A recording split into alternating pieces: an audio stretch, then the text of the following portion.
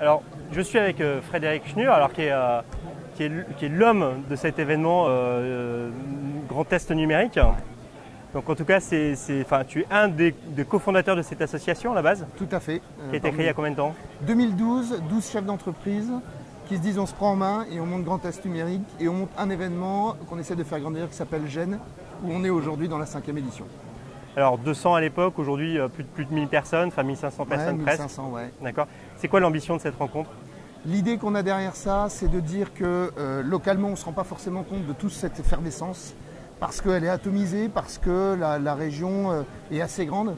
Et qu'en fait, quand on rassemble tous ces gens-là, on se rend compte qu'il y a énormément de mouvements, il y a énormément d'effervescence, il y a des nouveautés, il y a des compétences, et des compétences qui en plus intègrent un petit peu la mentalité du coin, qui est le boulot, qui est le transfrontalier, les langues, etc.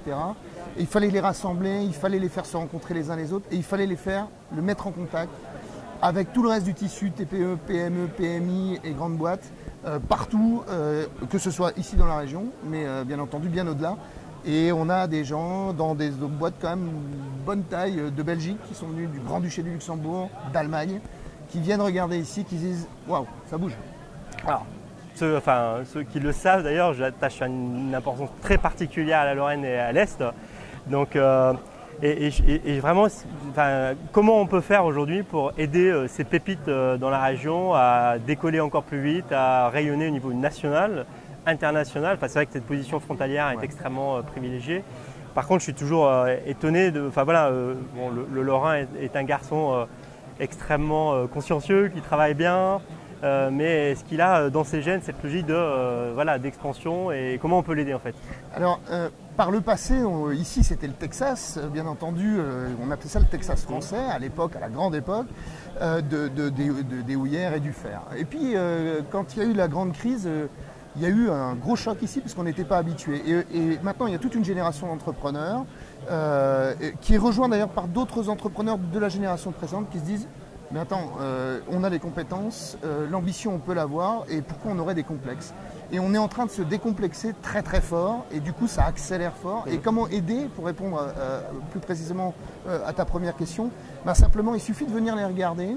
Et on découvre des choses très intéressantes qu'il faut peut-être accompagner en mentorat, en investissement, en amorçage, un peu comme partout. Et de ce côté-là, j'aurais tendance à dire qu'on ne va pas inventer la roue, mais par contre, il y a cette particularité de ce bassin transfrontalier, 200 millions de personnes à moins de 300 km, c'est monstrueux comme bassin, et avec 5 langues parlées minimum, et deux grands pôles financiers que sont le Grand-Duché du Luxembourg et la Suisse qui sont connectés à ce territoire. Enfin, il y a vraiment une grosse richesse.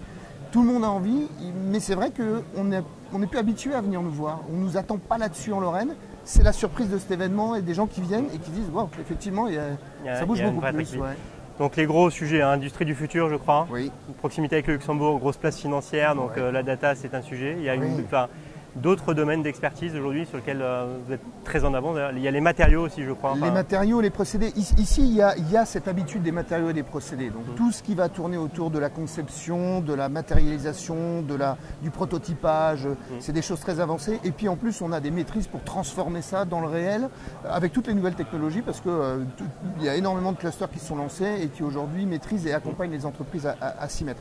Donc là-dessus, il y a quelque chose de fort. Ensuite, il faut regarder la carte des métropoles French Tech. Il y a une métropole French Tech dans le Grand Est, c'est dans le Sillon. Il y a donc Thionville, Metz et Épinal qui sont là et qui ont eux-mêmes des réseaux thématiques en IoT, en manufacturing. Et on revient à cette histoire de procédés et de matériaux. Mais on a aussi de la fintech, on a du jeu vidéo. Il y a un gros pôle ici de jeux vidéo qui est très intéressant à regarder. L'industrie du jeu vidéo a dépassé celle du cinéma, c'est quand même pas rien. Et ici, ça booste. On a du e-sport sur la partie ouest de la région, on va avoir de la partie industrie du futur, à Mulhouse notamment. Partout, on réexploite finalement les savoir-faire d'avant et on les tourne à la sauce de l'innovation, mais pas forcément de l'innovation, du développement économique, faire du chiffre, embaucher des gens, se développer. L'ambition GEN 2018, c'est quoi? C'est une grosse ambition. On se dit que pour faire exister la région à un moment ou un autre, il faut affirmer ce qu'on est. Il faut ne pas avoir de complexe. Et donc là, on se dit, d'ici à 2020, positionner GEN dans le top 5 des événements Business Tech France. Et on y va quoi. Et on y va et ça va intéresser beaucoup de monde, on en est convaincu. Donc ça veut dire des milliers de personnes sur un événement, ça veut dire beaucoup plus de contenu, ça veut dire beaucoup plus d'exposants, beaucoup plus de façons de toucher les choses, d'être formé en direct, etc. Tout à fait, à la fois dans la tendance, mais en même temps dans le très très concret et très réaliste. Alors bravo déjà pour cette ambition et puis on fera tout pour vous aider, relayer et suivre. Merci. On vous remercie. Merci Frédéric. À très bientôt. Au revoir.